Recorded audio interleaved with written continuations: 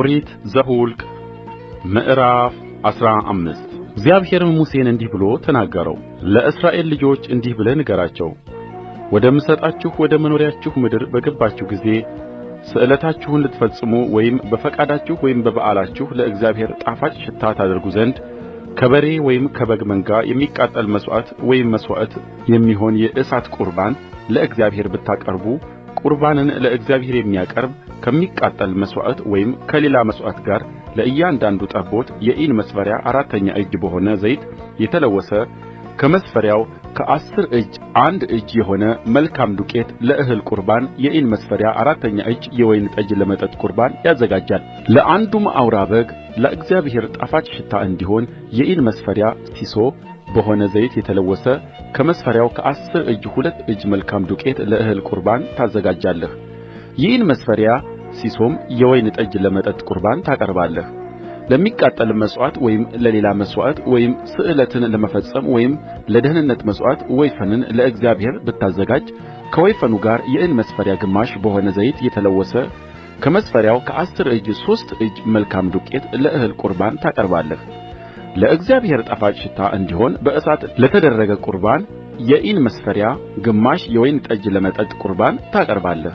እንዲሁ ለእያንዳንዱ ወይፈን ወይም ለእያንዳንዱ አውራ በግ ወይም ለእያንዳንዱ ተባት የበግ ወይም የፍየል ጠቦት ያደርጋል። እንዳዘጋጃችሁት ቍጥር እንዲሁ እንደ ቍጥራቸው ለእያንዳንዱ ታደርጋላችሁ። የአገር ልጅ ሁሉ ለእግዚአብሔር ጣፋጭ ሽታ እንዲሆን ቁርባን በእሳት ባቀረበ ጊዜ እንዲሁ ያደርጋል። መጻተኛም ከእናንተ ጋር ቢቀመጥ ወይም በትውልዳችሁ መካከል ማንም ሰው ቢኖር ለእግዚአብሔር ጣፋጭ ሽታ እንዲሆን ቁርባን በእሳት ቢያቀርብ እናንተ የምታደርጉትን እርሱ እንዲሁ ያደርጋል። ለእናንተ በጉባኤው ላላችሁ በእናንተም መካከል ለሚቀመጥ መጻተኛ አንድ ሥርዓት ይሆናል፣ ለልጅ ልጃችሁም የዘላለም ሥርዓት ይሆናል።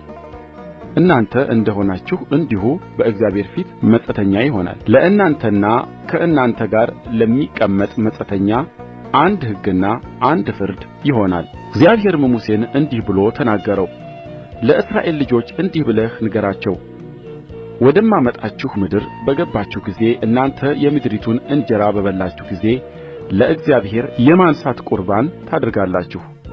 መጀመሪያ ከምታደርጉት ሊጥ አንድ እንጎቻ ለማንሣት ቁርባን ታቀርባላችሁ። ከአውድማም እንደምታነሱት ቁርባን እንዲሁ ታነሣላችሁ።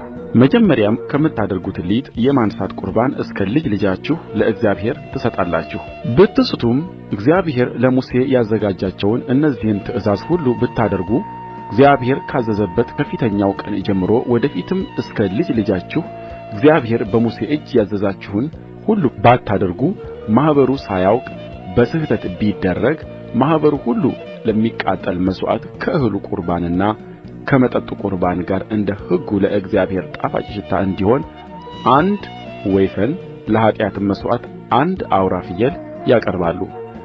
ካህኑም ለእስራኤል ልጆች ማኅበር ሁሉ ያስተሰርይላቸዋል፣ ስሕተትም ነበረና ይሰረይላቸዋል። ስለ ስሕተታቸውም ለእግዚአብሔር ቁርባናቸውን በእሳት አቅርበዋል፣ ለእግዚአብሔርም የኃጢአታቸውን መሥዋዕት አቅርበዋል። በሕዝቡም ሁሉ ዘንድ ያለ ዕውቀት ተደርጎአልና ለእስራኤል ልጆች ማኅበር ሁሉ በመካከላቸውም ለሚኖሩ መጻተኞች ስርየት ይደረግላቸዋል። አንድ ሰው ሳያውቅ ኃጢአት ቢሠራ ለኃጢአት መሥዋዕት አንዲት የአንድ ዓመት እንስት ፍየል ያቀርባል።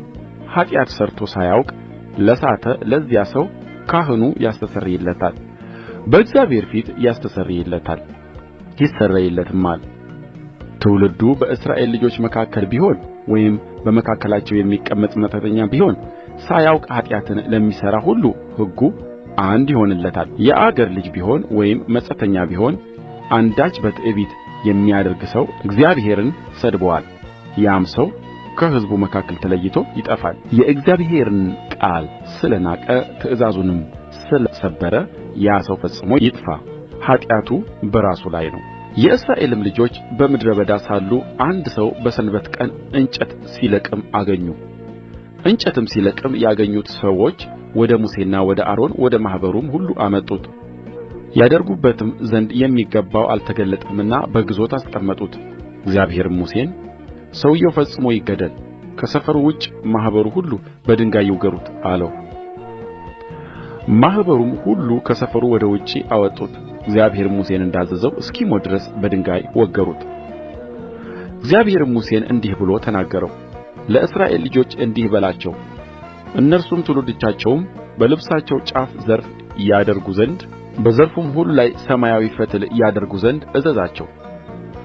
የእግዚአብሔርንም ትእዛዝ ሁሉ ታስቡና ታደርጉ ዘንድ እርስዋን በመከተል ያመነዘራችሁባትን የልባችሁንና የዓይኖቻችሁን ፈቃድ እንዳትከተሉ ትእዛዜን ሁሉ ታስቡና ታደርጉ ዘንድ ለአምላካችሁም ቅዱሳን ትሆኑ ዘንድ ዘርፉ በልብሳችሁ ላይ እንዲታይ ይሁን። እኔ እግዚአብሔር አምላካችሁ ነኝ።